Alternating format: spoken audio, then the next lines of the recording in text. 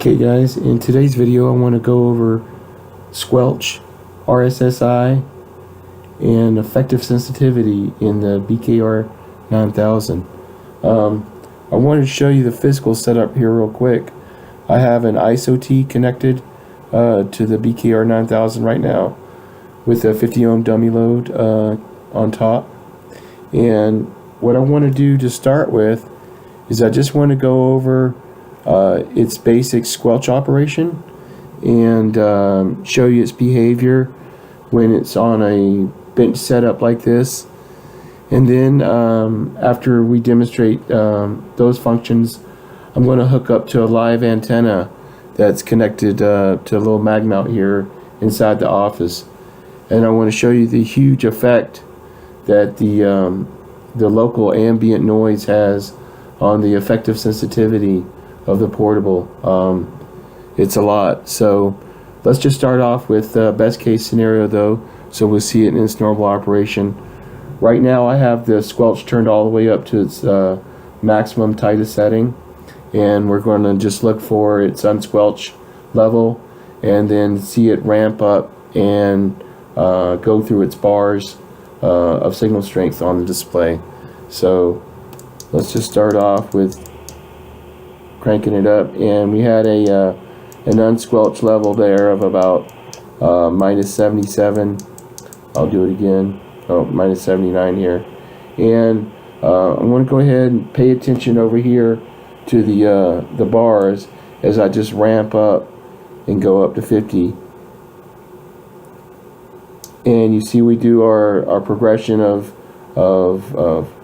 4, 3, 2, 1. I'll go back down again. So we'll see it. It'll go to 2 red, and then, or kind of 2 orange, dark orange, 1 red, no bar at all, just the antenna symbol, and then mute. So, and if we come up here and sneak up on our unsquelch level here, minus 79, we'll see once I unsquelch it, I can back away a couple dB and it's still staying on. That's showing the hysteresis curve of the squelch circuit, allowing for bubble flutter before it re-engages. So I was able to get down to 2-3 dB there before it kicked in again. So once again it kicks on, and then you can go a little bit lower to continue the signal. So that's kind of a normal process with it. And once again, if I crank up, you see we go all the way up to our full 4 green bars.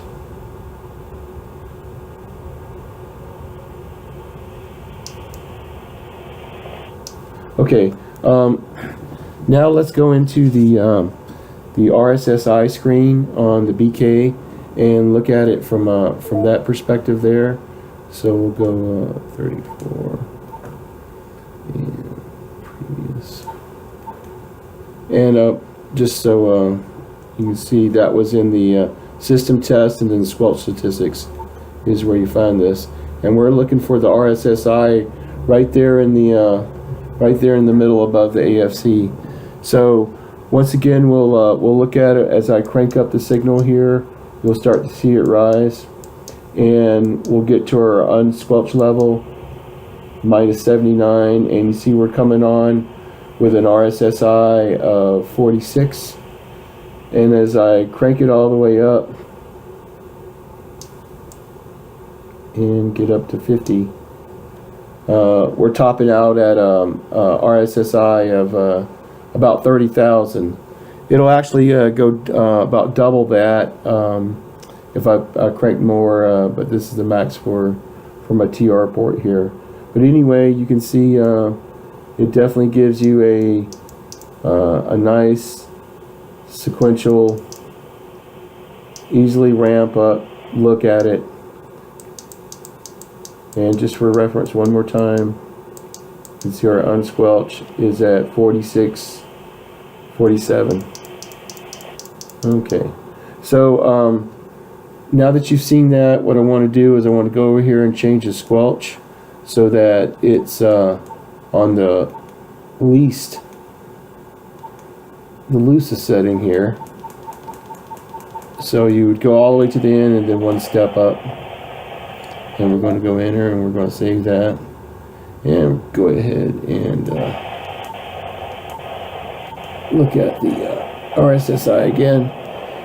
And now as I crank down on my signal,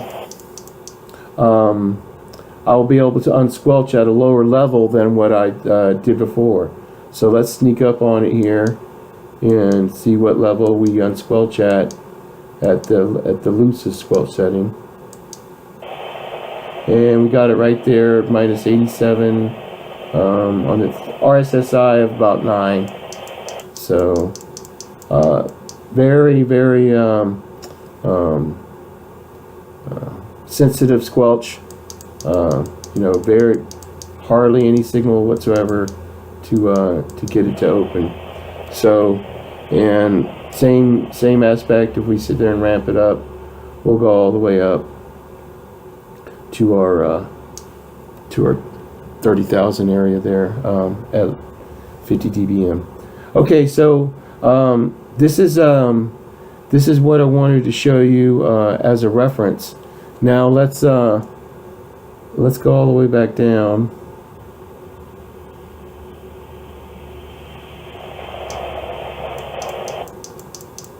To where we were, and this time I want to go ahead and totally turn off the generator altogether, and I'm going to swap on our radio here on the ISO-T from the dummy load over to the antenna.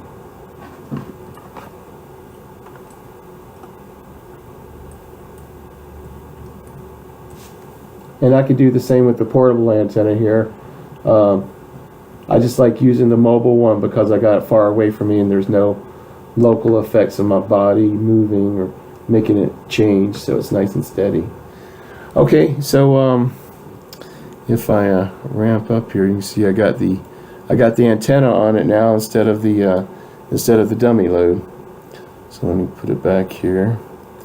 And the first thing you'll notice is that even though I have it completely disabled, I'm measuring a large RSSI, and this is the big problem, if you will, or the weakness of the radio, in that it's getting all that signal just from the lights and other electronic things. It seems it's very sensitive to anything, and I could take it and move it closer to the lights or to the Cisco server over here and get a really large signal out of it.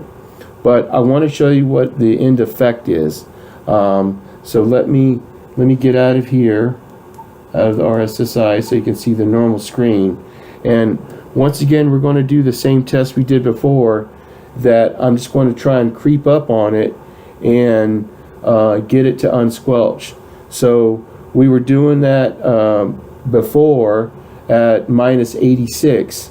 Now let's see how much stronger we have to put the signal in to get it to unsquelch with the live antenna on it.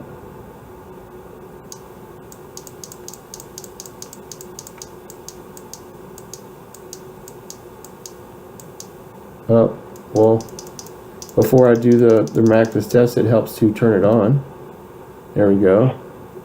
Now let's see if we can just creep up on it. We were at minus 86 before, and now we're coming on at minus 55. So let me go down, let it squelch again, bring it back up. So minus 86 to now minus 56. So that's a 30 dB difference in sensitivity. And you'll notice on my signal bars here that I can't get below 3 bars. If I turn my signal down, it will squelch. It won't go to 2 or 1 or just the antenna anymore. Those are now have been completely ruled out. You'll no longer be able to hear any signals within that range. It'll only come on if they are at least strong enough to have the 3 bars here. And if I crank it all the way up, I actually get to kind of get back to where I was once I essentially pull myself out of the mud and get on top of it. Now I'm getting full 4 bars at the same level I was with the dummy load. So this is just going to show you the drastic effect the local noise floor has, and that it is very, very unforgiving when it comes to the performance here. So and I'll show you what's even worse. So let me come down here and turn it back down, and I'll go back into the squelch again, and this time turn it all the way up, and show you the effect that has. So if you happen to be in that position, now when I crank the signal up,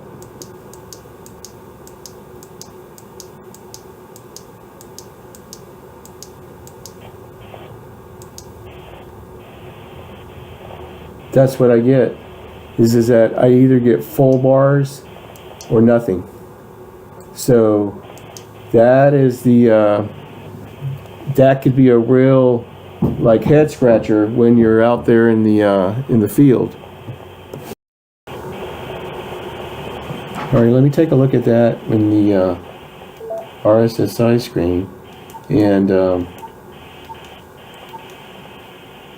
you'll see we're in the 36,000 area there. I'm going to go ahead and turn it down so it squelches out, and I'm going to go ahead and just disable the generator altogether. So that's we're getting that effect with an RSSI baseline noise floor hovering around 5,000. So depending on where that number hovers at will determine your basic operating range as well. So you can see that it doesn't give you any bars of signal, so to speak, because it's not a non-frequency steady signal. This is just your overall noise floor. So bottom line is that you would have to have a look over here at this screen if you were wondering if you're in a noisy environment or not, to know where what your possibilities are. So all right, well I hope this helps, and we'll talk to you soon.